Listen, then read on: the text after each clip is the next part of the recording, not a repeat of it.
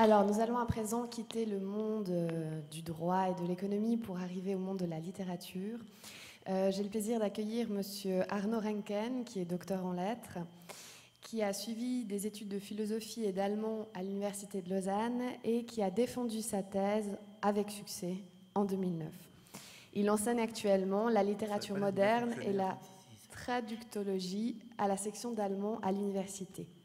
Concernant sa présentation, dans la continuation de sa thèse, il va nous parler aujourd'hui, il va nous faire un exposé tendant à nous faire réfléchir à notre rapport à la lecture d'une traduction.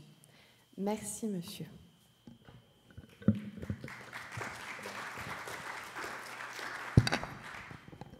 Alors, merci d'abord aux organisatrices et aux organisateurs pour leur invitation. Vous avez certainement déjà entendu parler de cet épisode célèbre, souvent interprété comme l'un des plus catastrophiques de l'Ancien Testament. Les humains, au moment de quitter l'Est et de s'installer dans le pays de Shinéar, décident de construire une ville et une tour dont le sommet toucherait le ciel pour, disent-ils, se faire un nom et ne pas être dispersés sur toute la surface de la terre. La suite, nous la connaissons. Dieu descend sur terre et détruit la tour, disperse les hommes et brouille leur langage de sorte qu'ils ne se comprennent plus mutuellement. Ce récit de la construction amorcée puis de la destruction de la tour de Babel, du rassemblement des humains autour de ce gigantesque projet commun puis de leur dispersion, de l'unité tranquille d'une langue unique puis de la confusion des langues multiples, ce récit noue ensemble le thème de cette journée, être ensemble, est celui de ma thèse consacrée à l'étrangeté des langues et à l'expérience de la traduction. L'épisode semble catastrophique dans la mesure où l'intervention de Dieu conduit à l'exact inverse de ce que les hommes voulaient en construisant la tour, se faire un nom et ne pas être dispersés sur toute la surface de la terre. Mais l'intitulé de ma contribution et de ma thèse, Babel heureuse, suggère que cet événement peut être lu sous un autre angle. C'est que Babel n'est pas seulement le nom d'une destruction, c'est aussi la constitution d'un être ensemble inédit qui compose avec l'étranger, c'est l'invention de la traduction. Après Babel, l'humain n'est pas reclus et mutique, l'humain est traducteur. Dans ma thèse, j'ai cherché à décrire ce qu'implique la multiplicité des langues pour l'expérience littéraire, ou pour le dire le plus simplement possible, j'ai posé la question de savoir en quoi réside l'expérience de lecture en traduction. Aussi simple qu'elle paraisse, cette question s'est avérée redoutablement difficile, notamment parce que les discours que l'on porte sur la traduction la réduisent à une fonction purement utilitaire. On traduit parce qu'il le faut bien, parce qu'après Babel, événement que l'on s'obstine à considérer comme une malédiction, la confusion des langues exige d'être compensée. Et parmi toutes les raisons que l'on invoque pour lire une traduction, il en est une, la plus simple et celle qui m'intéresse, qu'on ne rencontre pas. Lire la traduction pour le bonheur de son étrangeté, lire la traduction pour le plaisir de lire une traduction. L'éventualité d'une étrangeté et d'un plaisir de la traduction n'est pas seulement ignorée, elle est largement exclue par un ordre du discours qui lie la littérature aux textes originaux. Peu importe que Goethe ou Proust existent de diverses manières dans une pluralité de langues, que leurs œuvres ne soient pas seulement ouvertes à de multiples interprétations, mais bel et bien elles-mêmes textuellement multiples. Ces auteurs restent le privilège de ceux qui les lisent dans leur langue, et ils sont dans le quadrillage disciplinaire des sciences humaines, d'abord et surtout à lire dans l'original. Il y a là toute une logique d'interdit et d'évidence, de valorisation du propre et de l'origine, d'exclusion et de disqualification, qui n'est pas sans rappeler notre rapport excluant et si souvent violent vis-à-vis de l'étranger. En tout cas, l'éventualité que quelqu'un puisse sciemment lire un texte en traduction, non pas parce qu'il leur prête un intérêt documentaire, pédagogique, herméneutique, etc., mais parce qu'il aime les lire, cette éventualité paraît quasiment impensable. Au pire, un amour pervers, au mieux, une faute de goût. Une bibliothèque composée de traductions ressemble à une galerie de peintures composée de copies, écrivait Schopenhauer. La comparaison est éloquente, non seulement parce qu'elle qualifie le rapport de dépendance et de soumission de toute traduction, somme toute même fidèle, elle sera une tromperie, mais aussi parce qu'elle énonce la visée ultime de cette supercherie. L'identification est donc idéalement l'indistinction par rapport à un original. Du coup, dans l'ordre qui lie la littérature aux originaux, la lecture d'une traduction est exclue.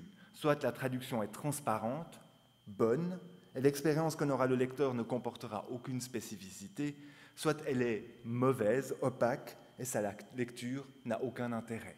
Dans tous les cas, la traduction, elle, paraît illisible. Les regards normatifs qui caractérisent si souvent les discours sur la traduction conduisent donc à une impasse du moment que l'on cherche à en décrire le plaisir et à en laisser valoir l'étrangeté. De fait, aucune des traductions sur lesquelles j'ai travaillé n'est fidèle. Aucune ne s'identifie à un original, transporte ou fait passer un sens ou une forme d'une langue à une autre. Heureusement, car comment pourrait-elle sinon réjouir ? En revanche, la traduction constitue à chaque fois un texte qui compose avec un autre texte un rapport singulier. Ce faisant, elle agit sur l'original qui cesse d'être la mesure étalon, elle en donne elle-même une lecture et elle en modifie la lisibilité. Surtout, et c'est peut-être cet aspect qui explique les discours normatifs qui dévaluent la traduction, elle inquiète et interroge les notions les plus établies par lesquelles on aborde la littérature. Que signifie, par exemple, la notion d'auteur du moment que celui qui a écrit un texte n'en est pas l'auteur et que celui qui en est l'auteur ne l'a pas écrit et peut-être même ne le comprendrait pas. Comment comprendre le rapport entre littérature et langue s'il y en a plusieurs ? Comment comprendre la notion d'œuvre si elle se diffracte en plusieurs textes irréductiblement différents ? Et enfin, cela a constitué un enjeu méthodologique important de ma thèse, comment laisser valoir le fait que la langue dans laquelle on pense la littérature ne coïncide pas avec la langue des textes qu'on lit, qu'ils restent donc eux aussi étrangers à l'analyse et que le lecteur et interprète d'une traduction est par conséquent toujours lui-même traducteur. Un exemple particulièrement parlant d'une telle déstabilisation par la lecture d'une traduction est rapporté par Gide. J'avais l'esprit naturellement porté à la vénération, dit quelque part Goethe. Il faut que je retrouve. Oui. Puis Gide ajoute une parenthèse qui vient troubler cette première lecture. J'avais l'esprit naturellement porté à la vénération, dit quelque part Goethe, ou du moins son traducteur. L'intervalle d'une parenthèse, au moment de lire, est de citer Goethe, mais est-ce Goethe ? Gide hésite. Le traducteur a lui aussi écrit. Soudainement, Goethe devient étrange, et l'auteur que Gide cite et ce qu'il énonce cesse de simplement coïncider avec une position et un sens stable et identifiable. Le texte s'ouvre à la possibilité d'être différent, se soustrait aux coordonnées par lesquelles il se donne à comprendre, les évidences se troublent, Gide lit une traduction. Ainsi, par la traduction, chaque voix, chaque texte, chaque pensée s'ouvre aussi à la possibilité, voire la nécessité d'être différent et de se donner à entendre autrement. Permettez-moi d'illustrer enfin mon propos par une des scènes de traduction les plus célèbres de la littérature allemande. Elle se trouve chez Goethe et on y rencontre Faust, traducteur de la Bible. Il est écrit, alors est-ce Goethe que je cite, ou du moins son traducteur. Il est écrit « Dont le commencement était le verbe, qui m'aidera plus avant. Le mot mérite-t-il valeur aussi parfaite ? Non. Je dois traduire autrement si l'esprit veut m'aider de sa faveur un signe. Il est écrit « Dans le commencement était le sens. » Médite cette ligne et suspends ta plume un moment. Est-ce le sens qui crée et qui fait vivre ? Il faudrait dire qu'au commencement était la force. Un secret sentiment s'émeut en moi, m'avertit de poursuivre, et j'écris, de l'esprit m'en vient l'intuition, dans le commencement était l'action. Poussé à traduire le début de l'évangile selon Jean, Im Anfang war das Wort, dans le commencement était le verbe, Faust est bousculé par la traduction à traduire encore. Dans le commencement était le sens, puis dans le commencement était la force, puis enfin dans le commencement était l'action. Ce n'est pas l'échec de la traduction, mais le geste de traduire qui maintient l'écriture faustienne en mouvement, qui en fait justement autre chose qu'une simple recherche de verbes ou de mots ou d'un sens, mais bien en devenir un geste et une action, dont la fidélité n'est plus mesurable, ni saisissable à l'aune de ce qui est dit dans un original. Plutôt qu'une recherche désespérante d'adéquation et d'assimilation, la traduction agit, transforme et met en crise jusqu'au discours, jusqu'aux thèses, la mienne comprise, qu'on lui consacre. Si la traduction est considérée ainsi, ce à quoi il s'agit pour moi d'être attentif, c'est au dérangement, au déplacement même infime qui se tissent entre les textes. Inlassablement, et c'est bien l'expérience de Faust, la traduction paraît alors emporter avec elle le point de départ et les évidences par lesquelles on cherche à l'aborder. C'est cette impertinence créative de la traduction que j'ai voulu montrer. C'est au vu de cette impertinence qu'elle est critique, elle met en crise. Elle n'est jamais une médiation transparente, indifférente et latérale, mais elle est lisible, impulsive, étrange. C'est ainsi qu'elle permet de créer un être ensemble inédit, et cette expérience-là, spécifique, ne dit peut-être rien d'autre que le plaisir de la traduction qui m'offre, et qui, je l'espère, nous offre, une littérature encore à inventer. Je vous remercie.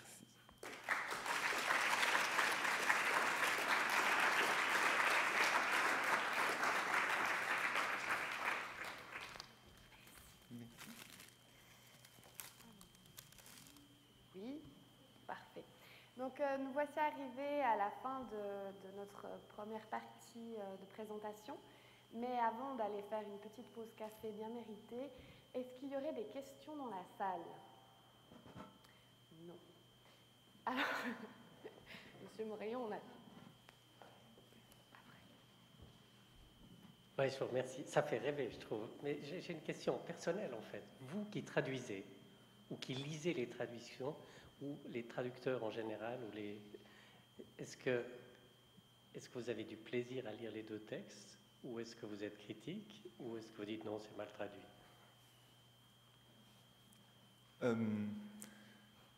J'ai du plaisir à les lire. Mais il y a aussi toute une expérience, c'est aussi des expériences je dirais presque éditoriales, c'est-à-dire d'une part traduire soi-même, mais aussi il existe des éditions magnifiques, par exemple de poésie, avec des textes, des éditions interlinéaires, où les poèmes sont écrits les uns dans les autres, dans différentes versions. Des livres, par exemple, un des livres sur lesquels j'ai travaillé dans ma thèse, c'est un livre de Dürrenmatt qui s'appelle Tunnel, enfin avec un récit qui s'appelle Le Tunnel de Dürrenmatt, qui raconte l'histoire d'un train qui tombe dans un tunnel qui lui-même devient trou. Et c'est un livre qui n'a pas de fin, parce que la version française commence d'un côté du livre, la version allemande commence de l'autre côté du livre. Ce qui fait que c'est antipédagogique, antididactique, parce qu'on n'arrive pas à comparer les deux textes. On est tout le temps en train de manipuler le livre, mais en même temps c'est une expérience magnifique, parce que c'est une expérience de version, c'est-à-dire le travail de reprendre les textes dans l'autre sens. D'abord, le texte lui-même, ou le livre lui-même, cesse d'avoir une fin, exactement comme le tunnel qu'il décrit, puisqu'il commence des deux côtés, où qu'on soit, le livre ne fait que commencer. Mais qu'en plus, en tant que lecteur, il y a une expérience corporelle où on est tout le temps en train de retourner le livre, de faire des versions. Et ça, c'est un vrai plaisir qu'on a grâce au fait que les textes ne coïncident pas, et grâce au fait qu'ils existent à double. Donc c'est un enrichissement, c'est pas une réduction. Oui, c'est un bonheur. Merci. Une autre question peut-être? Oui, au fond là-bas. Madame. Bonjour, on sait qu'il y a des traducteurs géniaux, je pense par exemple à quelqu'un comme Philippe Jacotet. Est-ce que vous iriez jusqu'à dire qu'il y a des traductions qui dépassent les originaux? Disons, si on veut être, peut-être je vais botter en touche. Il y a des moments, il y a des textes traduits qui m'ont donné plus de plaisir de lecture que de textes originaux. Mais foncièrement, une traduction n'est jamais un texte. En réalité, une traduction, c'est un rapport entre textes.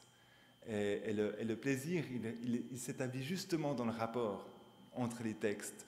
Ce n'est pas uniquement une expérience d'un texte unique. C'est une traduction, au fond, une traduction, quand on désigne un texte par le mot traduction, c'est une métonymie. Ce qu'on dit par là, c'est qu'il y a un rapport qui s'établit avec un autre texte. Et c'est ce rapport qui m'intéresse. Et à l'intérieur de ce rapport, d'une certaine manière, l'original est compris. Il n'est jamais exclu de ce rapport. Ou alors le rapport cesserait. Merci. Y aurait-il d'autres questions? Alors, si ce n'est pas le cas, on va pouvoir passer à une petite pause détente. N'oubliez pas quand même qu'il faut aller voter pour votre poster préféré, car à la fin de cet après-midi, nous aurons le prix des meilleurs posters qui sera rendu. Donc, allez voter et prendre un café. On se retrouve ici à 15h30. Merci beaucoup.